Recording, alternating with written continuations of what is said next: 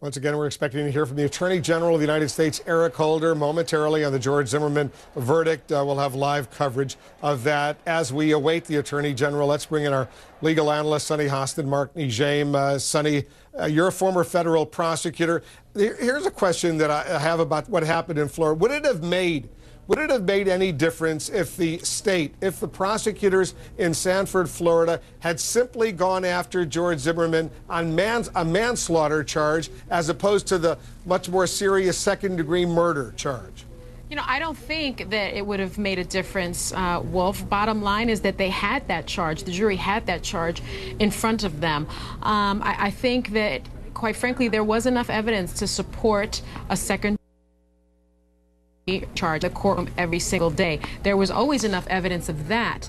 The only issue, I think, was whether or not the jury would believe a claim of self-defense. Now, a claim of self-defense is a defense not only to second-degree murder, but also to manslaughter. And so to suggest that this prosecution team somehow overcharged, I think, doesn't really reconcile with the law. Clearly, there was enough evidence for second-degree murder here.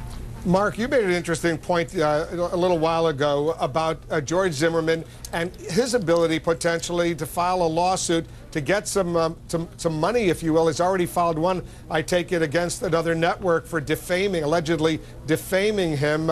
Does he have other lawsuits that he potentially could file to collect damages?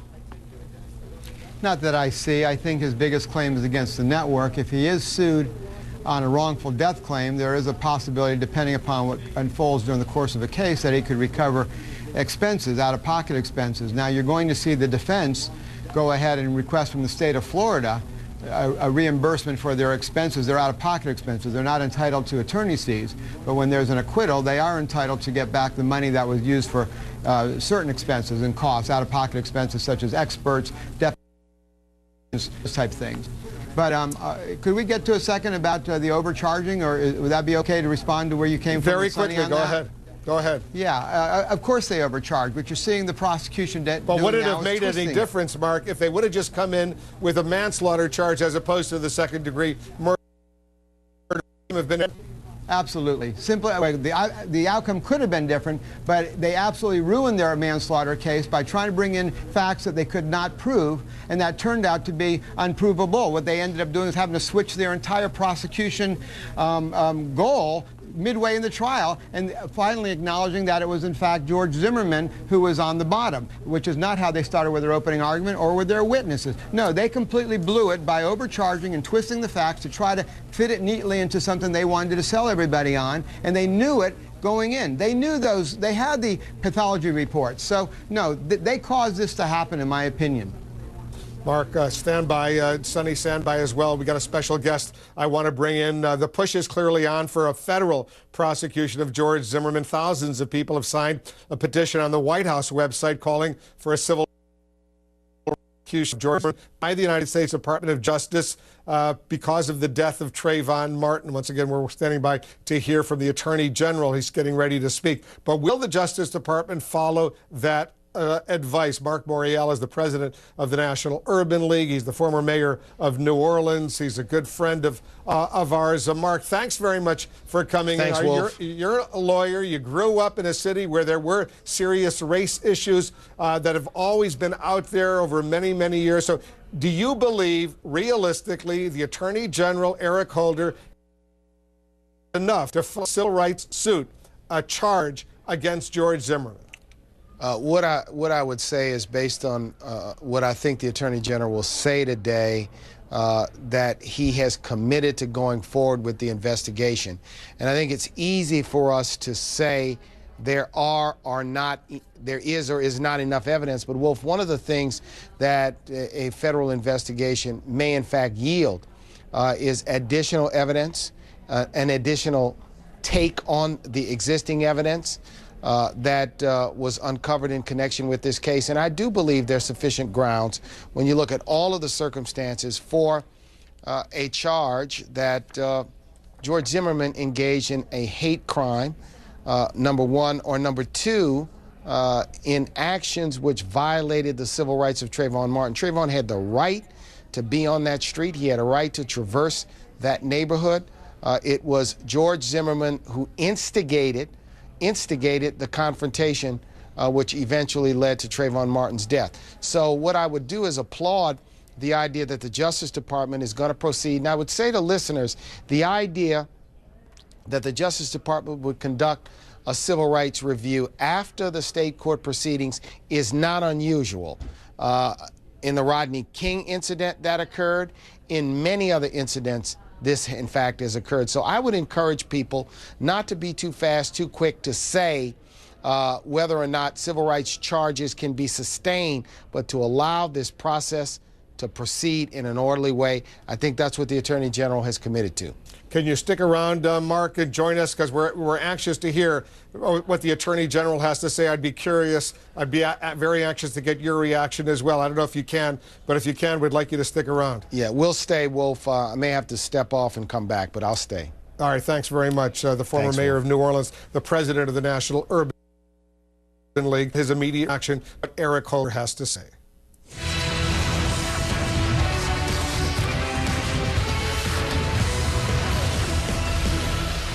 Growing pressure for federal charges against George Zimmerman. We're awaiting the Attorney General of the United States, Eric Holder. He's getting ready to weigh in on the not guilty verdict. And they lost their case, but the prosecution still says George Zimmerman is a liar and a murderer. Plus, this case is sparking conversations about race in America. Moms of black teenagers are taking extreme precautions right now to make sure their sons are aware of how people may perceive them. This is CNN's Newsroom. I'm Wolf Blitzer. The George Zimmerman verdict is in, but this case is far closed.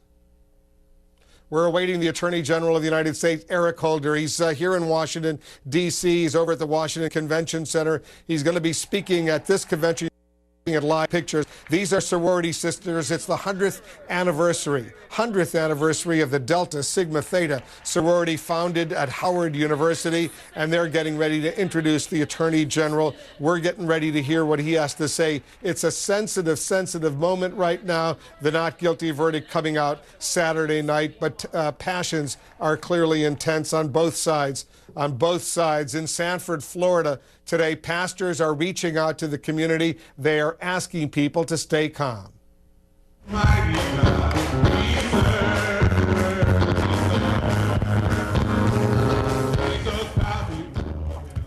Churches in Sanford and across Seminole County in Florida, they will be open for community prayers every Monday, we are now told, beginning at noon. Let's talk a little bit more about what's going on in the George Zimmerman verdict, possible civil rights charges that could be leveled against him. Our chief White House correspondent, Jessica Yellen, is joining us along with our CNN legal analyst, Paul Callan. Jessica, we just heard you ask the White House press secretary, Jay Carney, if the president is facing real pressure to weigh in on the Department of Justice investigation into the civil rights aspects of a case potentially coming out against George Zimmerman. Tell our viewers about the exchange you had with Jay Carney and what you're hearing. Hi, Wolf. The White House is maintaining that the president is keeping his hands off of the case at the Department of Justice, or I should say the investigation at the Department of Justice into whether federal charges should be brought against George Zimmerman. As you know, the White House is not by law supposed to interfere over there, but Jay Carney said that the White House does not feel pressure. They're letting their facts decide what will happen, and he's letting the president's remarks stand for themselves. He really wouldn't elaborate on what we've already heard the president say, which was in the past that if he had a son, it would look like he would look like Trayvon, and then go on to repeat what the president put out in a statement over the weekend, saying that this was a tragic loss for the nation, a tough time for the nation, but this is a nation of laws, and a call for calm and peace. And also call for an opportunity to look ahead to push for more tougher gun laws, essentially. I think you'll hear a similar message when the Attorney General speaks shortly. He's going to talk about the pain in the nation that the tragedy has elicited, that the nation must continue to be vigilant against violence, and the Department of Justice shares the concerns of people in Sanford and across the nation, but that it will be driven in this decision by facts and the law, and by concern with the truth. He will emphasize in his remarks, Wolf, that the Department of Justice wants to see a dialogue come out of all this and that communities continue to talk with one another. He says, he will say, we are resolved as you are to combat violence involving or directed at young people and to prevent future tragedies, to deal with the underlying attitudes, mistaken beliefs, and stereotypes that served as the basis for these incidents. In other words, don't expect him to come out and say one way or another whether he will bring a federal case, Wolf. All right, Jessica, stand by. Paul Callan is with us as well. He's one of our legal analysts. Paul, the last Justice Department needs right now is to come up with a civil rights charge against George Zimmerman, go to court, have a lengthy trial, if you will, once again, and lose. They're very nervous about that possibility, aren't they? Well, yes, and they should be. I mean, obviously, this case, it touches a number of fault lines in American society. It touches race. It touches all kinds of big issues. So stand your ground, gun control. All of these issues are floating around in the Zimmerman case. But in the end, they would have to go into court and prove that racial hatred was the reason for the killing. Now, bear in mind, Wolf, that the jury in Florida apparently decided that Zimmerman had the right to act in self-defense. So they couldn't even prove, an assault or a manslaughter case based on a lack of self-defense. So to think you're going to be able to prove an additional element, racial hatred, and that there wasn't a person acting in self-defense, that's a steep hill to climb, and they're going to need some really solid new evidence in order to pursue that. So I kind of suspect this is just a public relations sort of statement that's being made, and in truth, justice does look into a lot of these situations, and I'm sure they'll do a complete investigation, but I don't know what they're going to come up with that state prosecutors and law enforcement officials didn't come up with before this very substantially investigated crime and trial, alleged crime and trial. Based on your experience, though, a high-profile case like this, a lot of pressure out there, petitions, people demonstrating. How much the outside pressure on the Justice Department, for example, the career prosecutors, the political appointees, the White House potentially, which could weigh in, even though the White House press secretary says the White House is staying out of this. This is strictly a decision that investigators and prosecutors at the Justice Department, the U.S. attorneys will come up with. But look, they all live in this environment where there's enormous political pressure. How significant could that be? Well, it could be very significant, and I think, frankly, it's the reason that the Founding Fathers, when they were drafting the U.S. Constitution, said, we're going to have local juries decide these cases, and they're going to decide the cases based on the evidence. We're not going to have a country that's based on petition, guilt by petition or popular vote or press conference. And in the end, whether it's the Justice Department when they put together a case here, if they do, or the local Florida jury, you have to have evidence presented to 6 or 12 people that has to support a conviction. And so I think you're going to hear a lot of talk, and I think the public has to be reassured that there's fairness in the system, that everything is being investigated, and for African Americans in particular. And I think I think a lot of whites in this country maybe don't get a sense that to African Americans, this is like one of their own children got shot down for no reason, for being in his own neighborhood and for being black and wearing a hoodie that night. That's the perception. And there's always been a hope that in race relations, we've grown beyond that point. But when you try to look at social issues, Wolf, like this through the prism of a trial, it's a very troubling thing, because trials are decided by evidence and what evidence is available. And I'm not sure the evidence is there to warrant a second trial in this case. Paul Callan helping us better appreciate the legal aspects of what's going on. Paul, thanks very much. In the aftermath of the not guilty verdict, the prosecutors, they are speaking out. Bernie Della Rianda, the lead prosecutor in the case, and his boss, Angela Corey, they sat down with HLN's Vinnie Politan. Vinnie asked them a crucial question about the defendant, the victim, and you got to hear what their answers were. One word to describe George Zimmerman.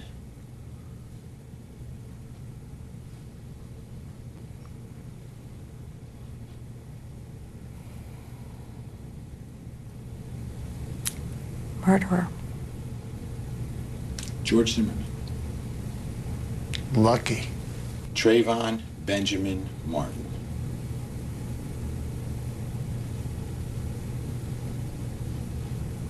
I don't know if there's one word that can describe victim. A victim. Trayvon Benjamin Martin. Prey. P-R-E-Y. And you can see more of that interview with the prosecutors later tonight on our sister network, HLN. The show, 10 p.m. Eastern, HLN After Dark. We're also hearing from the defense in this trial. George Zimmerman's lead attorney, Mark O'Mara, sat down with our own Chris Cuomo, and Chris zeroed in on something a lot of people want to know. Is George Zimmerman sorry about what happened? Listen to this. Does he regret, though, picking out Trayvon Martin? He was wrong, right? This kid was not doing anything wrong. He belonged there. He had a right to the place where he's also. Does he regret even singling him out that night? Well, let's look at the circumstances as he was viewing them. He saw somebody who happened to be in the area where another person had just burglarized a home. Yes, and it was a young black male. Was that a focusing, a profiling? It was a suspicion. Let's not also forget that Trayvon Martin was under the influence of some marijuana. It didn't come into trial, but we're not bound by those facts now. We can't ignore the fact that he had prior history of burglaries because he was found with the fruits of a burglary back several months before. So, you know, if we're going to look at the suspicions and the way he was acting, he was seemingly wandering around, having spent 45 or 50 minutes traveling less than a mile. So if you're going to look at what George Zimmerman saw that night, it's all got to be taken in context. O'Mara also says he was surprised that there was outrage after the verdict because he had hoped that people would see the trial as fair. Here's what else we're working on this hour as we await the Attorney General of the United States. Not guilty, those two words sparking conversations about race in America. Moms of black males say there are different rules for their kids. We'll explain what's going on. Also this,